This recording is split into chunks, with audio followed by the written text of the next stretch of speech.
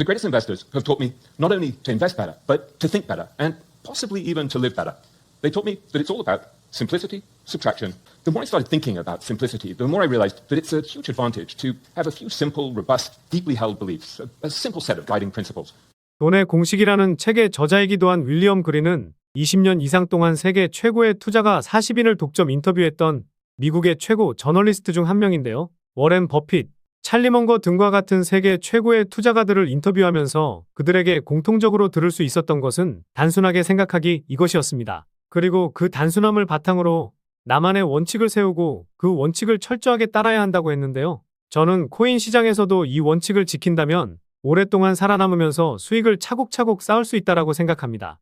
그래서 오늘 영상에서는 원칙을 세우기 어려우신 분들을 위해 원칙을 세우는 방법과 마지막에는 이 원칙으로 기준을 삼았을 때 옥석 가리기가 필요한 현재 코인 시장에서 유망한 코인이 어떤 것이 있는지 그 이유까지 알려드리도록 하겠습니다.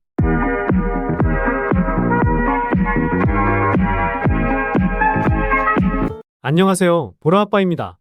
요즘 크립토 시장 분석하고 좋아 보이는 코인들 분석하다 보니 시간이 정말 빠르게 지나가고 있습니다. 그런데 최근에 기준금리가 동결되면서 금리 인하 가능성까지 줄어들고 있는 가운데 중동전쟁 관련 이슈가 계속해서 나오고 있고 비트코인 반감기도 재료 소멸이 되면서 변동성이 커지다 보니 주변에서도 비트코인 1억에 물렸다, 코인 시장 끝났냐라는 연락이 많이 오더라고요.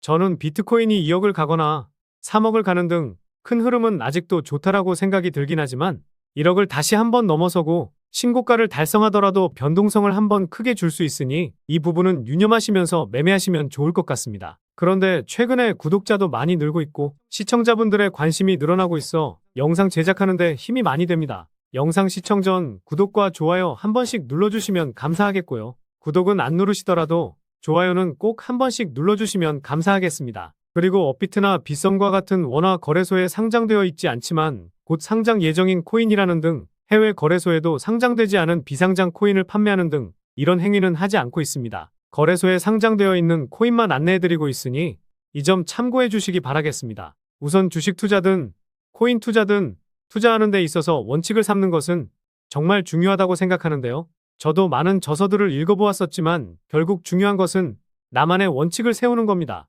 그래서 오늘 영상에서는 원칙을 세우기 어려우신 분들을 위해 제가 분석을 하면서 원칙을 세웠던 것에 대해서 말씀드리면서 시청자분들도 이 원칙으로 투자하신다면 좋은 성과, 수익을 얻으실 수 있을 거라 자신하는데요.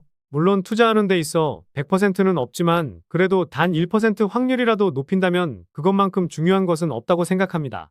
제가 생각하는 첫 번째 원칙은 가격적으로 저렴해진 곳에 투자하자입니다. 물론 가격이 싸졌다고 무작정 투자하느냐?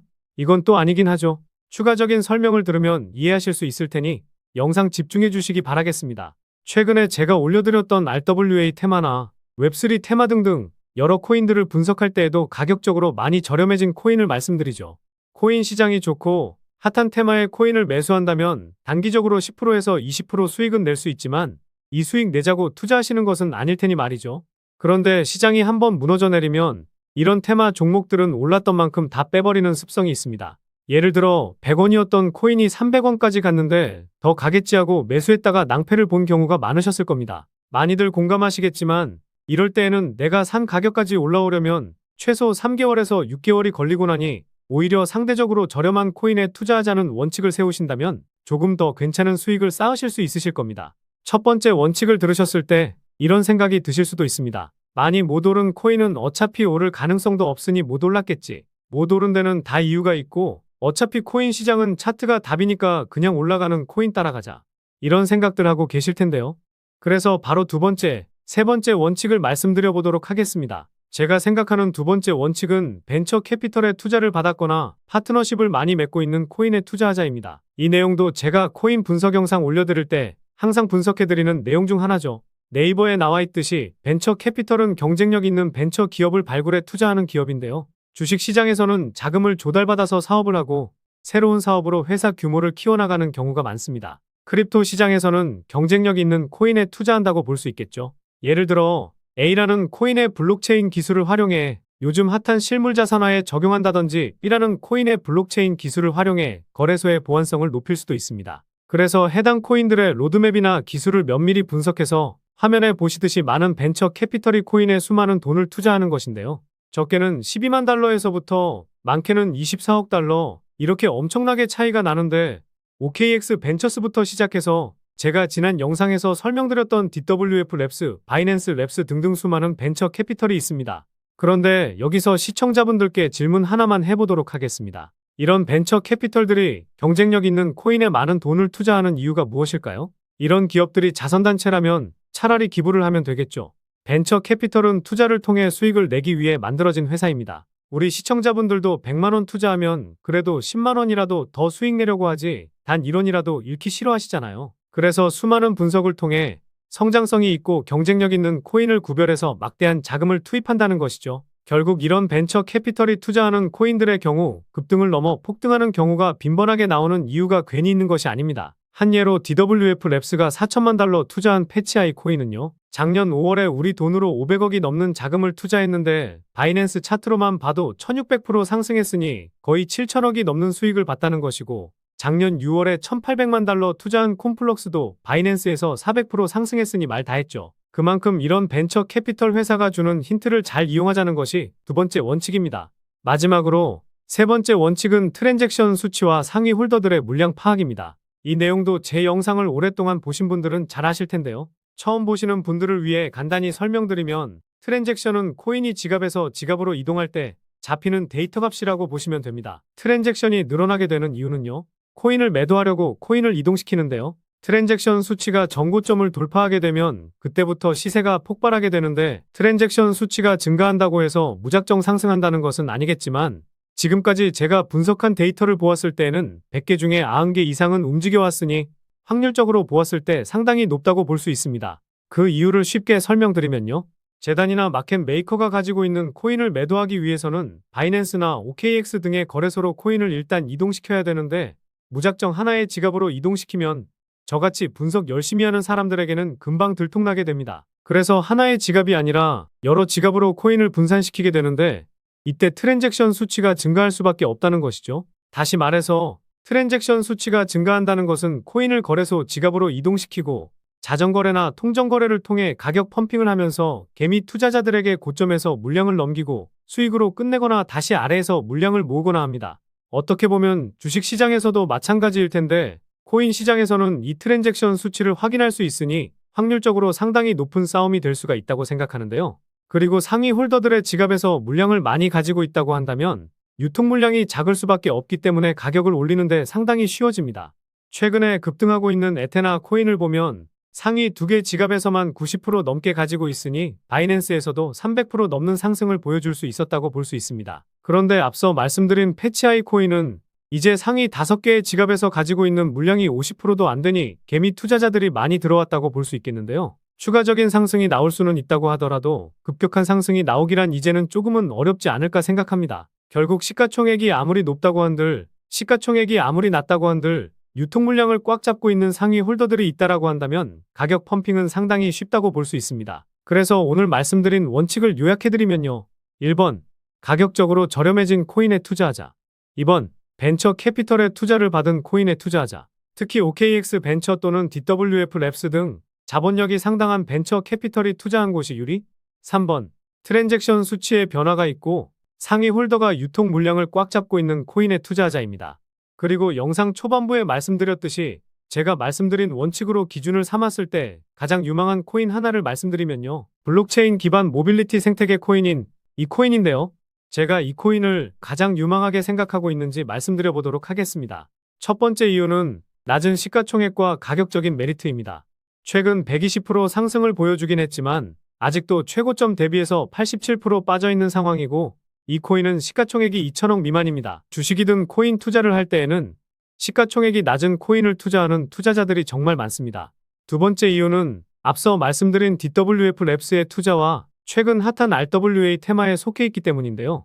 이 코인이 속한 테마를 보면 DW 랩스 포트폴리오에 포함되어 있고 RWA 테마에도 속해 있습니다. 앞서 말씀드렸던 세 번째 원칙에 대한 부분인데요.